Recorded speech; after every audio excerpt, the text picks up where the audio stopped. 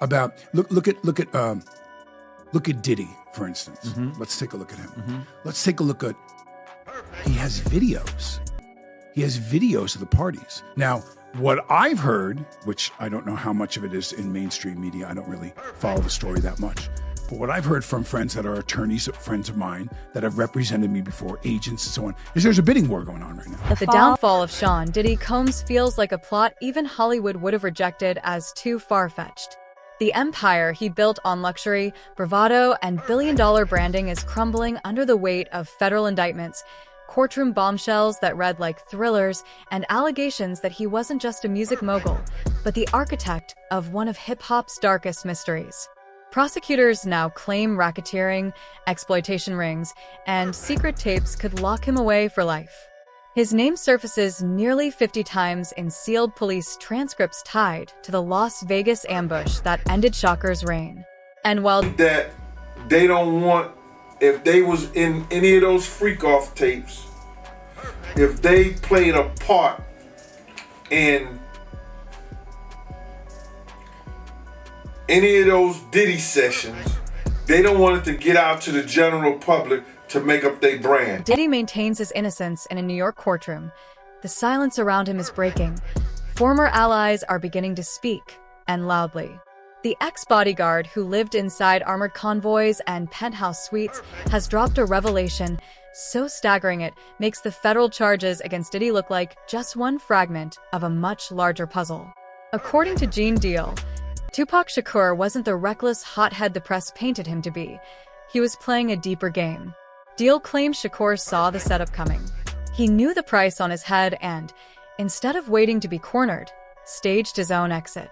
The rapper, he says, turned his Machiavelli persona into a survival plan. He deceived his would-be executioners, disappeared from American soil, and began a new life abroad under another name. And here's the twist. Even Diddy, the man who allegedly wanted him erased, was fooled. The downfall of Sean Diddy Combs feels like a plot even Hollywood would have rejected as too far-fetched. The empire he built on luxury, bravado, and billion-dollar branding is crumbling under the weight of federal indictments, courtroom bombshells that read like thrillers, and allegations that he wasn't just a music mogul, but the architect of one of hip-hop's darkest mysteries. Prosecutors now claim racketeering, exploitation rings, and secret tapes could lock him away for life. His name surfaces nearly 50 times in sealed police transcripts tied to the Las Vegas ambush that ended Shakur's reign. And while Diddy maintains his innocence in a New York courtroom, the silence around him is breaking. Former allies are beginning to speak, and loudly. The ex-bodyguard who lived inside armored convoys and penthouse suites has dropped a revelation so staggering it makes the federal charges against Diddy look like just one fragment of a much larger puzzle. According to Gene Deal, Tupac Shakur wasn't the reckless hothead the press painted him to be. He was playing a deeper game. Deal claims Shakur saw the setup coming. He knew the price on his head and, instead of waiting to be cornered, staged his own exit. The rapper, he says, turned his Machiavelli persona into a survival plan. He deceived his would-be executioners, disappeared. I'm sorry, I'm just like really, I'm in this moment right now. This is crazy. Sorry. People don't really know how much what it does to you when something that you love is taken from you and thrown away like it don't even matter, and then they move on with their lives and you're stuck. You're stuck. During those years, you're still stuck 21 years later. Stories multiply when you look beyond the paperwork. One former security officer, Mike, from American soil, and began a new life abroad under another name. And here's the twist. Even Diddy, the man who allegedly wanted him erased, was fooled. Imagine the irony. Diddy, sitting in boardrooms, collecting platinum plaques, convinced he had eliminated the only rival who could topple him, never knowing the casualty had sidestepped the hit. Deal's testimony reframes the whole saga. Diddy may have believed he was pulling the strings, but in reality, he may have been outmaneuvered. The image is almost Shakespearean. A man gloating in private, crowned king, only to learn decades later that his nemesis might still be alive. The hints were always there. Fans obsessed over Don Killuminati, the 7-day theory, with its subtitle and cryptic line, "Exit Shakur, enter Machiavelli." They noted that Machiavelli can be rearranged into AM Alive K. For years, those clues were dismissed as morbid Easter eggs from a young man fixated on death. But what if they were instructions? A code drawn from Machiavelli's own teachings on deception and survival. Even official records raised questions. The coroner's report listed Shakur at 6 feet tall and 215 pounds, though friends knew him as 5 feet 10 inches and 168. The autopsy photo, with its blurred tattoos and odd angles, never sat right with the public. Then there's the cremator who supposedly handled Shakur's remains, retiring immediately afterward and vanishing without a trace. His disappearance sparked decades of speculation. Did he help swap bodies? Was the corpse even Shakur at all? If Deal is right, the 7-day theory wasn't a requiem. It was a declaration of intent. The stories multiply the deeper you look beyond the official paperwork. One former security officer, Michael Nice, once swore to TMZ that he personally helped smuggle Tupac Shakur out of the country after a hit was ordered. He claimed Fidel Castro himself sanctioned the escape and even approved a body swap to cement the illusion. According to Nice, Shakur wasn't gunned down in Vegas. He was whisked onto a jet with Panthers at his side, flown through Barbados, and delivered safely to Cuba. Nice even remembered Shakur co-piloting the plane, shaking hands with his rescuers like a man stepping directly into his own legend.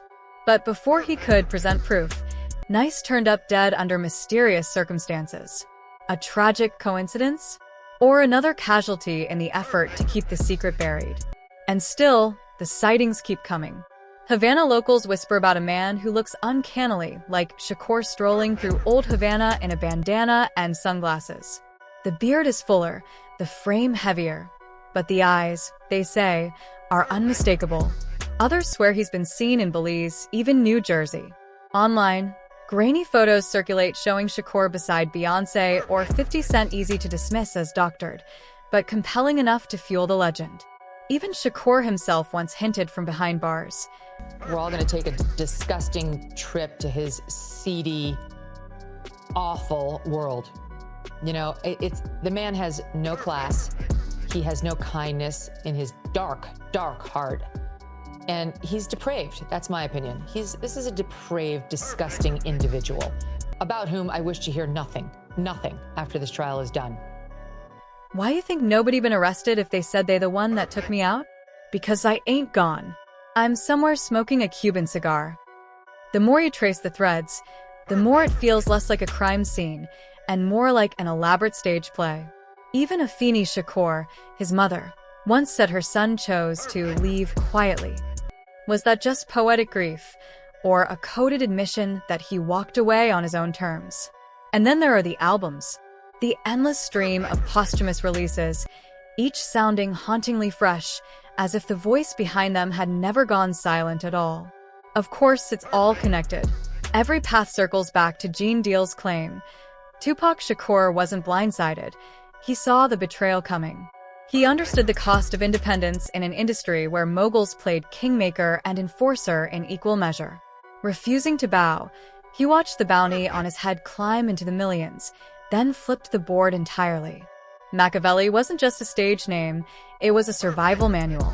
And if Deal is right, Shakur may have built an exile life far from the cameras, waiting for the right moment to return and expose the men who thought they destroyed him.